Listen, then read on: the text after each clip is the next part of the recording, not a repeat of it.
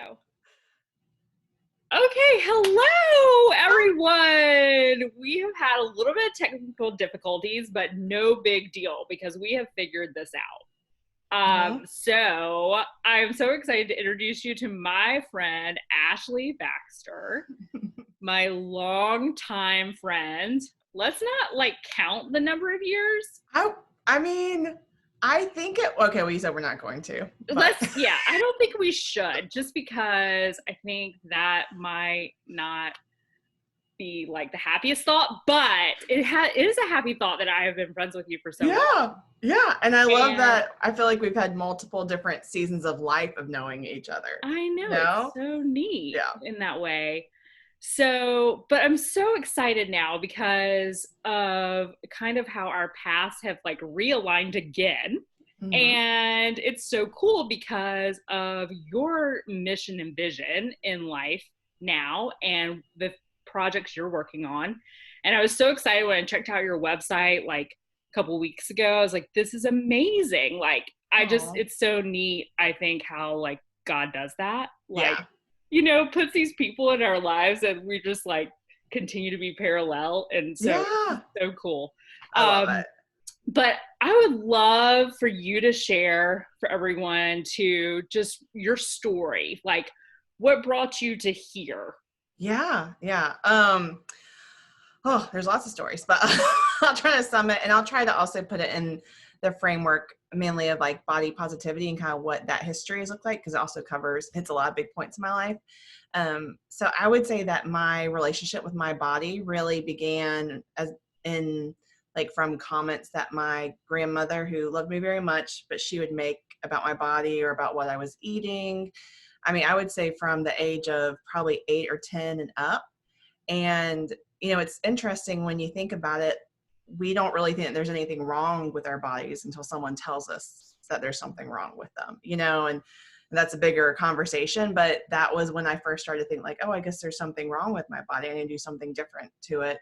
And then when I was in high school, when a family member said to me, I'll pay you $100 for every 10 pounds you lose. And I know that person thinking, was coming out of love or their version of it. And this person was at a very, was at, I mean, for the standard things, whatever, was not at a healthy weight. So I think that person was coming out of like concern from things they were feeling and feeling, all this stuff. And so communicating that to a high school girl doesn't really help how she feels about her body. And I remember finding all these old journal entries where, I mean, I just would always like be hating on my body. And then even as I got older, it'd be like, maybe every 3 months there'd be a journal entry where it was like, oh, I failed again, or I'm so sick of how I look, and all these things. It's basically just negative self-talk about my body through the years. And then about 10 years ago, or a little under that, but me and some friends like did this whole kind of fasting thing, like, but it was like fasting from like processed foods and sugars and stuff like that. And I can't remember why we did it, but anyway, but we did it. And I felt so much better. And then like my head felt clear and all these things. So I was like, oh, I'm going to continue doing this. And slowly I just started losing weight. And then I added exercise. And I feel like, basically just saying that I did a very healthy, slow way of changing how my body looked.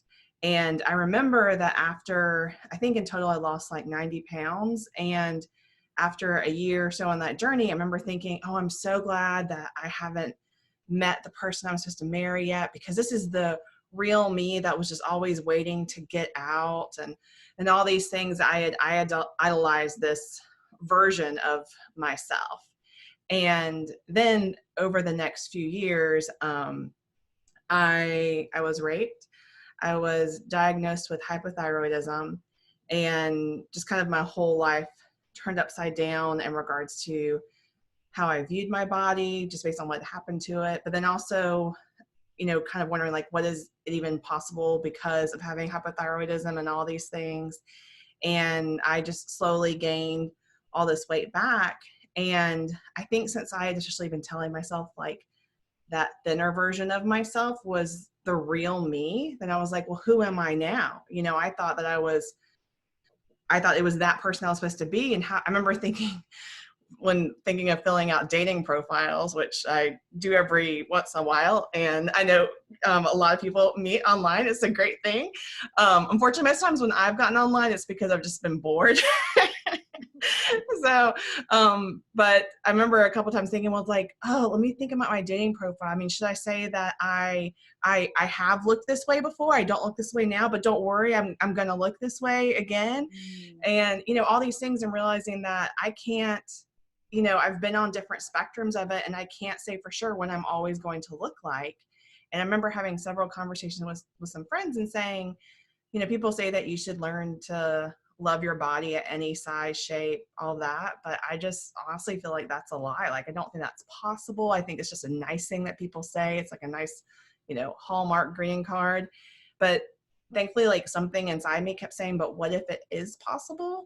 And so I kept just researching all these things. I spent a couple of years like watching TED Talks and reading books and reading articles, and just did a lot of soul searching, and finally got to a place where I truly did love and value my body. And then just realized how freeing that is, because you don't realize how much those negative thoughts take up space in everything. I mean, it takes up space in conversations. If someone gives you a compliment, it's like, oh no, but what about that? You haven't seen this part of my body, like that part of my body's bad, and it's like I feel like it's like when you go to a third world country and it's just like culture shock. Like, that's kind of what it felt like, just getting more freedom in that area of my life.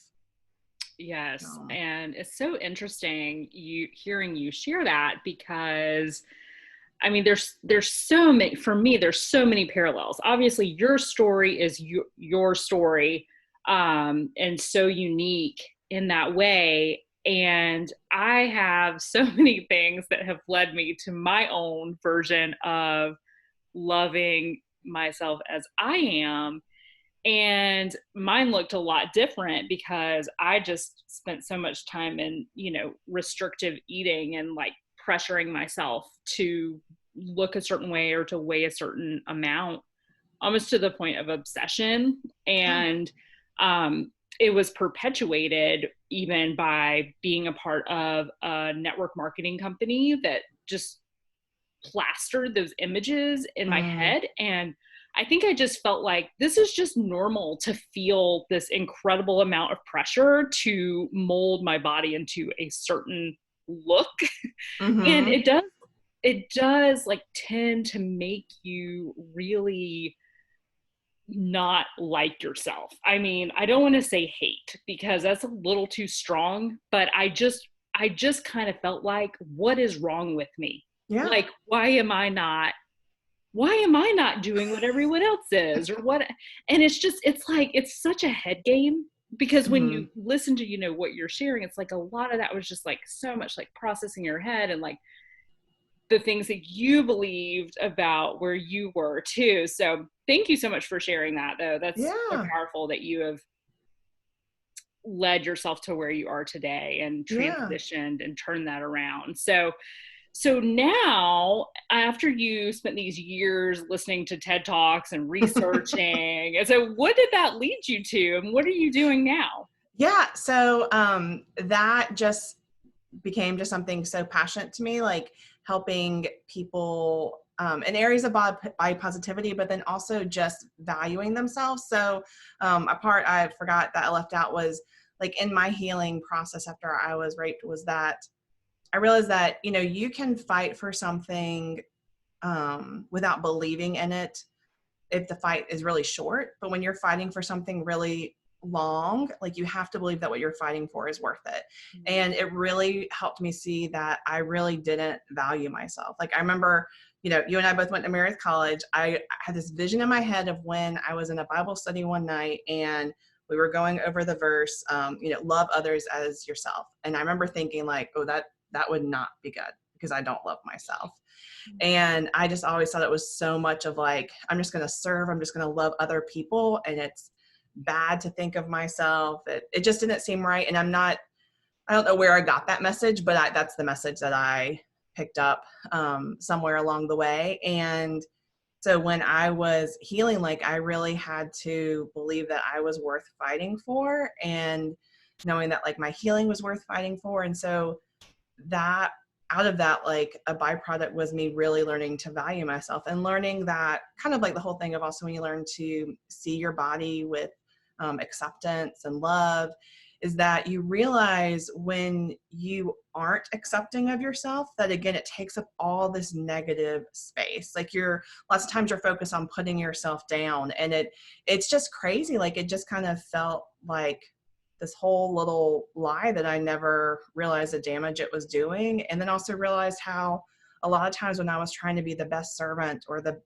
best, whatever, the best friend, the one that you can always count on, that a lot of it, hopefully most of it, was coming from love. Part of it was also coming from feeding something inside of me that was insecure and wanting to be recognized as that amazing person, because I was putting all my value and worth on or a lot of it on what other people thought of me. So all that to say that now, like, I'm an empowerment coach, which basically just means that I help people recognize and live out of their worth. And so that journey looks different for some people. For some people, it's a lot about how they see their body and how that's holding them back from really showing up in their world as themselves. Because I think that, especially for my journey, like so much of my life has been people pleasing and feeling like I need to be like someone else or meet these other people's standards, and realizing that no, instead I just need to really hone in on how I feel like I've been created to be and love out of who I am, and not try to love the way someone else would love. So I help people ranging from body confidence, confidence in general, healing, just kind of a whole different things, just all related around self-worth. Okay, that's awesome. So I've never heard the term empowerment coach before. Yeah. You. And I just thought that was such a great word. Like that just captures so much. So that's so cool. So I love that. I love that you're doing this now. Thank you. I love it. So what advice can you give to someone who's having body image issues or confidence struggles? Yeah, no, that's a great question. So what in like the body confidence program I do, basically kind of high level, we go over what are triple A's. There's an S on the end of A's. It's an acronym. Is that the right word? So basically it's going from assess, amends, assemble, and then support. So what that means is, and it goes in that process. So basically assess means looking at all the messages that have been said to you over the years, how they've affected you, like things that have been said or done to you, and also things you've said or done to yourself, as well as breaking down the myths of body image. Like one of the craziest things in my program, this is one of the most powerful things that people really like in the program, is that I show all these comparisons of the ideal body in every single country. Like there was this study, or this, I guess you'd call it a study, but basically this photographer gave all these other photographers in other countries a picture of one woman, and they're like, you can alter this person's body in any way you want, but make them look as the ideal body in that country. And they were all very, very different from one another. So there is not one ideal body that is true across the globe. And then also there was just comparisons of body images in the US across the decades. And typically from one decade to another, the ideal body is completely different, like so much that someone would have to have bone surgery. Like in one thing, it's like a flapper that was very slender. And then the next, it was like someone that had like very, like voluptuous curves and everything. So kind of realizing like body image or the ideal body is a man-made concept, and that it only has power if you continue to give it power. And it's hard because it's everywhere, it's an ad, it's on magazine covers, and it's until you kind of do that deep work to really break it down a bit that you see this. And so it's hard because you might start to see it, but other people around you don't see it. And also talking negatively about our bodies is unfortunately a common conversation topic for women. And so that's just hard, but it's like the more that you can make these changes and hopefully, encourage some other people in your group to make these changes, or say like, I'm not going to allow anyone to talk negative about their bodies in front of me. And that's how, that's what's it become with my group of friends. And it's funny because one day I'm not the best about voicing that sometimes. And so one time we were all like it was a bunch of girlfriends. We were all getting lunch and one girl was complaining about herself. And I was like, I slammed my hand on the table and I was like, you are beautiful. Stop it. So maybe don't do that. Like that might be a little bit, but anyway, so assess is just basically just kind of like unearthing all that stuff and seeing how the way you came to believe about your body came to be. Next is amends, and that's you making peace with your body. And so that's kind of like you really facing it. And it's for a lot of people, for me, that's been like apologizing to it, like apologizing to hating it and realizing that like your body is like it's with you your entire life. And so many times we kind of think of it as separate, or like there was so much time where I was like, I only look at myself in the mirror from the head up. I'm not going to look at the rest of my body. And so just a thing of really just trying to make peace with your body. And that can look different ways. And then assemble is you just creating your new definition for your body, and one that's positive. And in my program, we create a body confidence manifesto. And so, you think about how you have all this negative body image that's coming at you all the time. And so it's kind of like gives you a way of something you can constantly go to. So, but again, like you can just like create one sentence that could just be like, my body is enough, or my body is good as it is, whatever it is. Like body, one thing I've loved is that learning that body positivity means different things. It doesn't mean that you have to think your body is beautiful. It might mean that. It could just mean my body is worthy, or my body is enough. Whatever it is your definition. But so kind of like just creating what that new body image looks like. And the last is support. And that just means that you recognize that you're always going to be coming across this negative body messaging throughout your whole life, unfortunately. So it's like, what things can you put into place to keep things in a way that it protects the body positivity that you've grown in your life? So for example, for me, recognizing that, physical health is very important, as is all the other areas of health, mental health, emotional health. And I think the hard thing is a lot of people think that how you see your body is connected to physical health, but it's not. Like that is more of a mental and emotional health. And so realizing that all those areas are very important, but they need to be dealt with individually.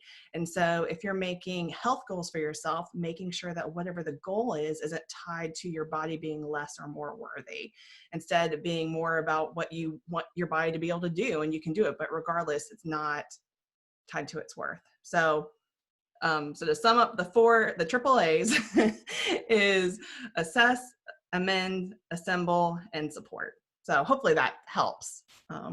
Oh gosh, that was so good. I was like taking notes. Okay. So I put myself on mute so you couldn't hear me typing.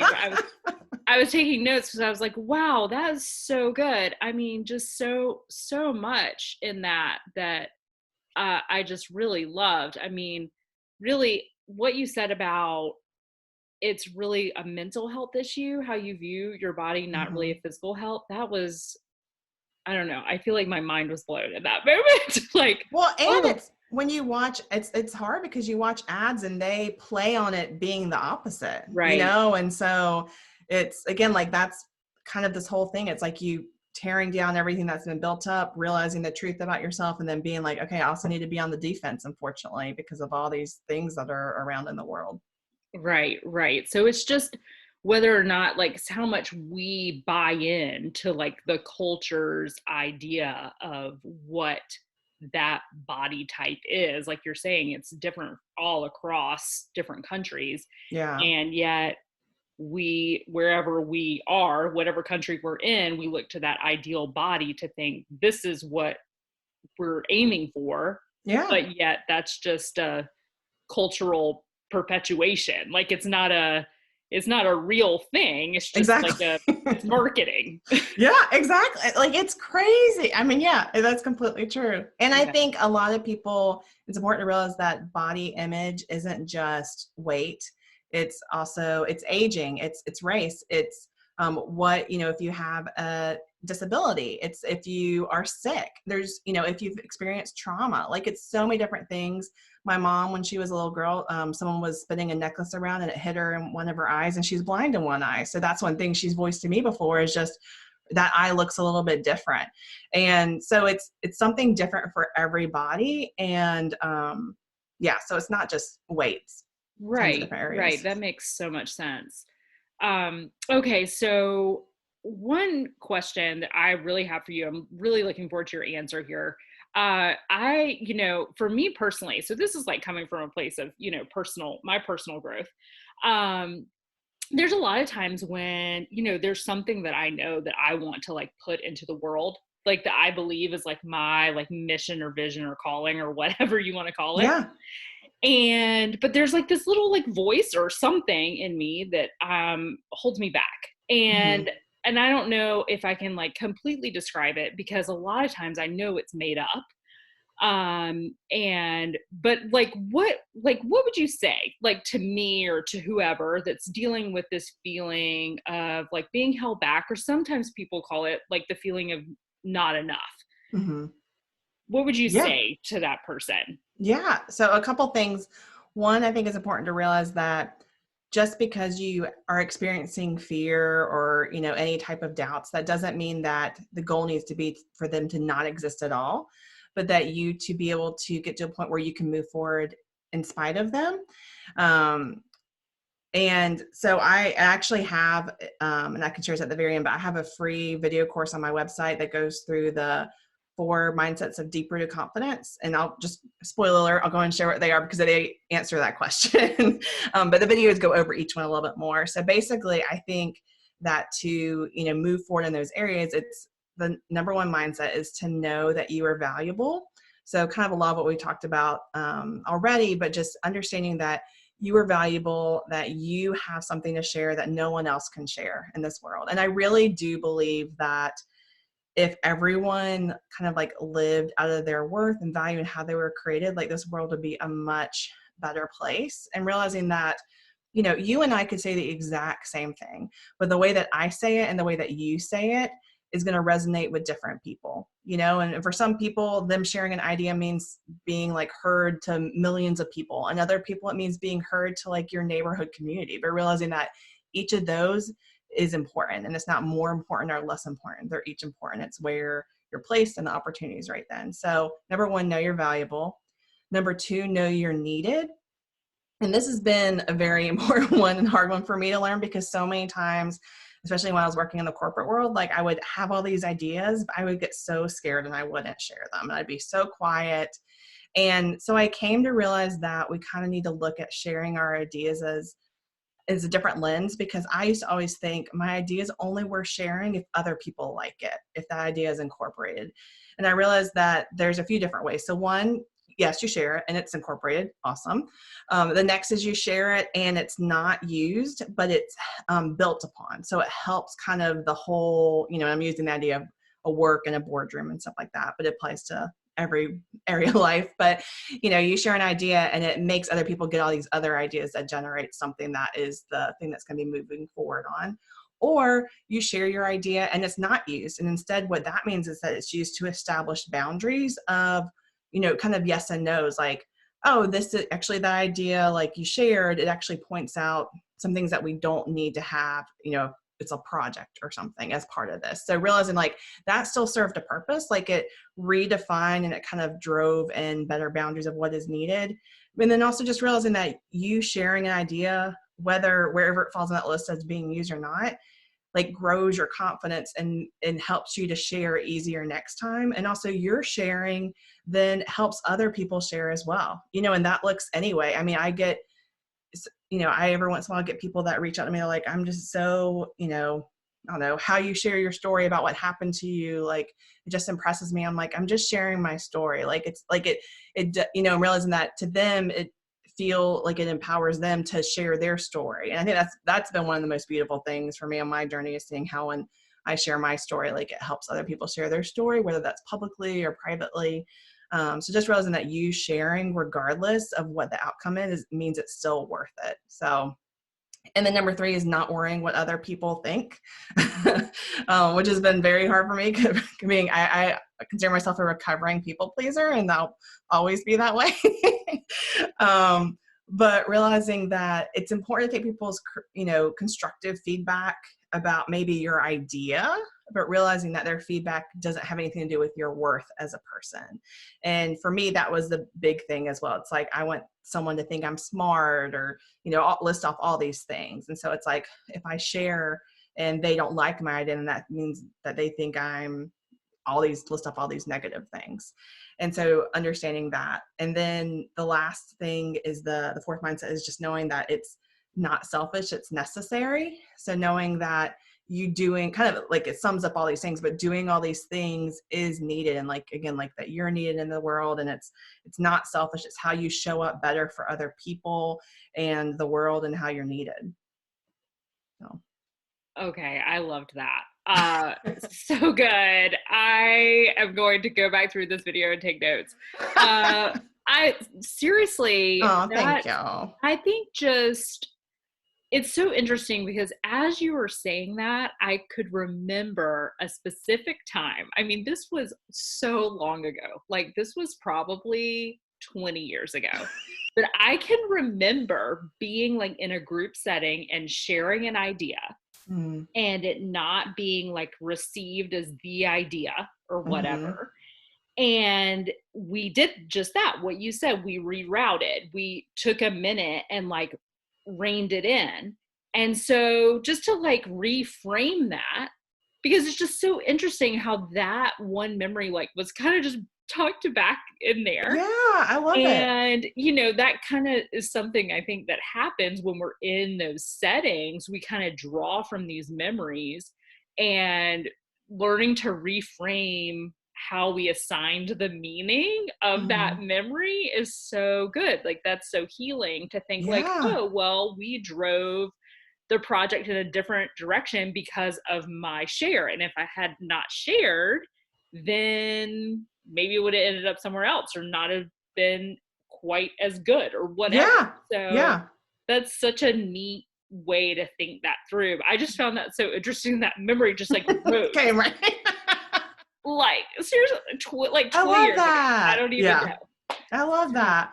Well, and I think it's important to know that it kind of also, how we're talking about the body confidence stuff, like the more you can know these things, like, is greater that you can then step into who you are and share that, but realizing that other people aren't going to necessarily view that the same way. And so the more that you can get strong in who you are and that you are someone of worth, that then how someone else reacts, it doesn't phase you as much. Like, someone could come up and actually, it's great when you're in a situation where sharing ideas is healthily received and encouraged, but sometimes it is like a scary situation based on the dynamics and the people involved. And so realizing like, you can't control other people, you can only control yourself, and that you need to show up best for yourself and what you feel like is needed. And so good. I love that. So, Ashley, thank you so much for sharing. I loved it. And I have learned so much just in this, like, I don't know, 30 minutes or so. And so I just really appreciate you offering your wisdom and insight. Let us know, how can we find you online? Just go to theashleybaxter.com. That's my website. And there you can find all my links to anywhere on social. But also, like I was saying, the very first thing you'll see when you go to my website is a place where you can enter in to get that. It's a free video course. You just get, it's 5 videos in total, and you get 1 a day. And so it just kind of breaks up each of those areas that we just went over a little bit more, so it can kind of help sink in. So that's perfect. Thank you so much. I just really appreciate you taking the time to share, and we're safely distanced. Yes. Across the state. So no worries there. Okay. Thank you.